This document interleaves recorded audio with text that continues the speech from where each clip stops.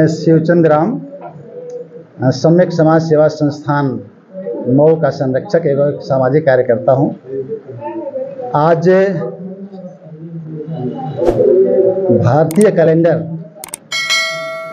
का बुद्धार्थ 2569, अंबेडकर सन 133 का इस वर्ष का विमोचन कार्यक्रम हम सब यहाँ उपस्थित हैं।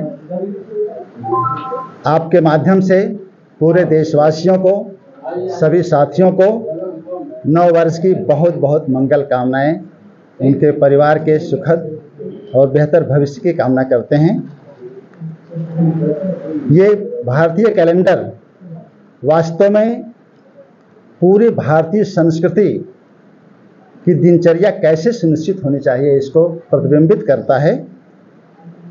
दो तीन विशेषताओं की चर्चा करें इसकी, तो दुनिया में भारतीय सभ्यता और पूरे दुनिया के सभ्यता के विकास के साथ ही समय की गणना के कार्यक्रम शुरू हो गए थे और पूरे दुनिया में इसको लेकर के सचेत रहे लोग। जैसे 46 BC में ही जूलियन कैलेंडर का प्रादुर्भाव हो गया था।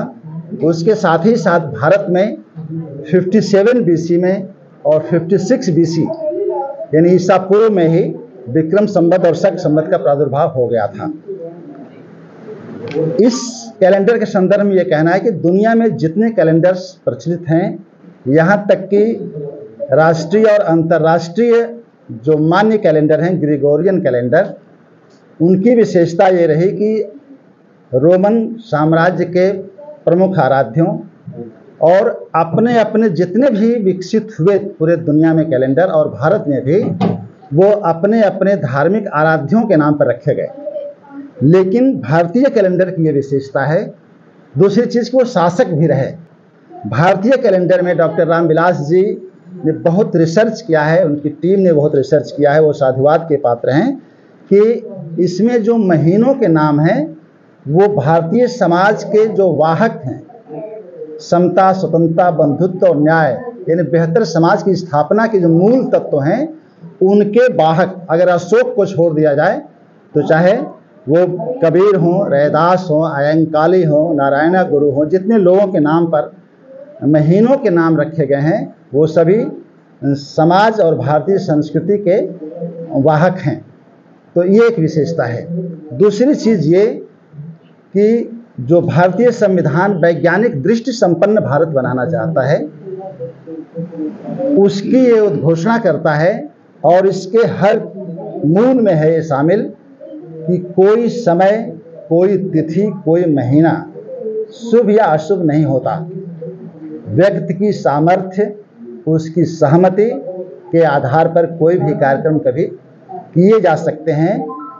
आज लगन के नाम पर, ऐसे महत्वपूर्ण नामों पर बाजारीकरण के दौर में हमारे लोग फंसे हुए हैं कि खास तिथियों पर ही जब करेंगे तो सारी चीज़ें महंगी हो जाती हैं, सारे लोग दुरुपयोग करने लगते हैं। मैं सीधे ये कहना चाहता हूँ कि उस बाजारीकरण से भी ये कैलेंडर को अगर हम जीवनचर्या का हिस्सा बनाते हैं तो उससे दूर करेगा, उसको उनके शोषण से उनको मुक्त करेगा। तो ये महत्वपूर्ण चीज़ है।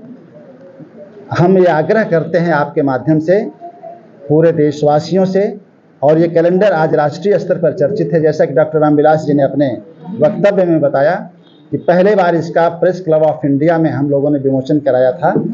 उसके बाद विभिन्न जो आइकान हैं, समाज के प्रमुख प्रतिनिधि हैं, राजनीति के, समाज के, उन लोगों ने समय समय पर इसको सराहा है।